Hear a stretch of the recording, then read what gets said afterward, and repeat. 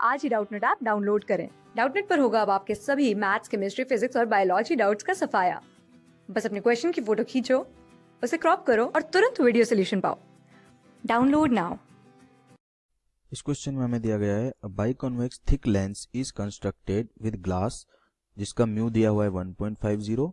Each of the surfaces has a radius of 10 centimetre and the thickness at the middle is 5 centimetre. ठीक है, locate the image of an object placed far away from the lens. ठीक है, let's say कि इस तरह का आपके पास में कोई बाइकॉन्वेक्स लेंस है। ठीक है,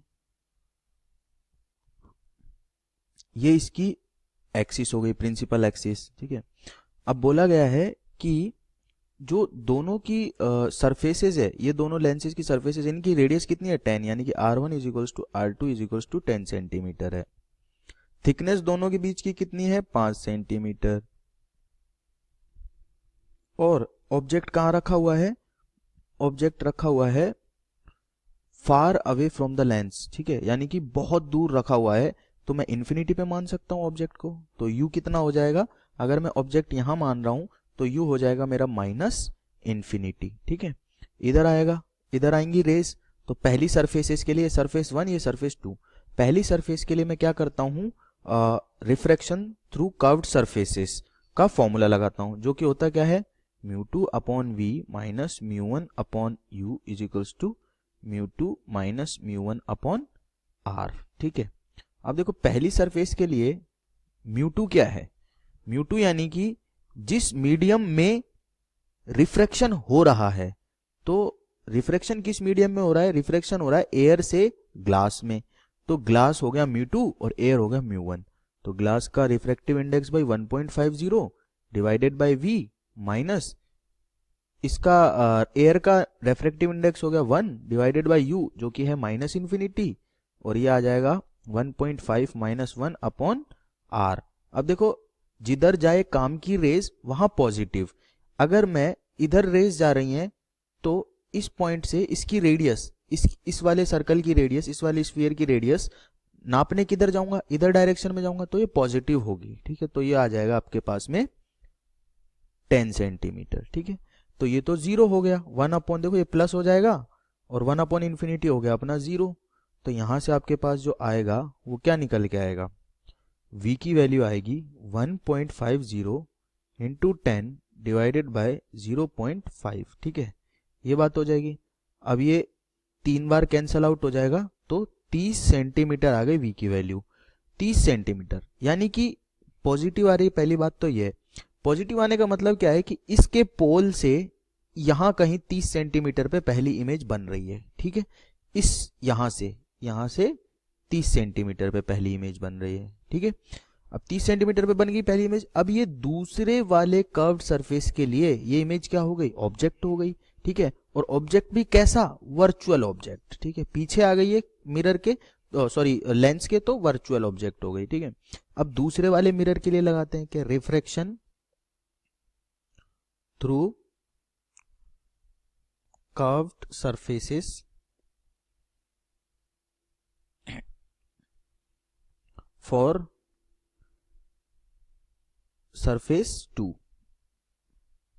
दूसरी सरफेस के लिए लगाते हैं, ये है हमारी सरफेस 2।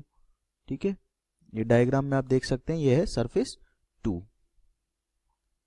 तो इसके लिए भी लिखूंगा मैं μ2 upon v minus μ1 upon u is equals to μ2 minus μ1 upon r। ठीक है, अब देखो जब ये रेज ऐसे आ रही हैं, ठीक है, यहां से आ रही हैं, ठीक है, तो पहली सरफेस से हो गया रिफ्रैक्शन, इमेज यहां बनी, ये दूसरी सरफेस के लिए ऑब्जेक्ट हो गई। ठीक है, तो अभी यहां से जो रिफ्रैक्शन होगा उसके लिए μ2 क्या हो गया, एयर हो गया, क्योंकि जो असलियत में ये रेज हैं ये क्या कर रही हैं, ये ग्लास से फाइनली किस में जा रही हैं, एयर में जा रही हैं, एयर से ग्लास में, फिर ग्लास से एयर में। तो पहले वाले के लिए μ2 होगा ग्लास, दूसरे वाले के μ2 होगा एयर। ठीक है, तो लिखूंगा 1 अपॉन v माइनस μ1 की वैल्यू क्या हो जाएगी, ग्लास का रिफ्रैक्टिव इंडेक्स 1.5 अपॉन u क्या हो गया, देखो अब देखो u के बारे में बात करते हैं। u है यहां से और यहां तक की डिस्टेंस कितनी है 30 सेंटीमीटर। मैं तो इस वाले लेंस के लिए बात कर रहा हूं, इस वाली सरफेस के लिए बात कर रहा हूं ना, तो इस सरफेस के पोल से दूरियां नापूंगा, सारी दूरियां यहीं से मेजर होंगी।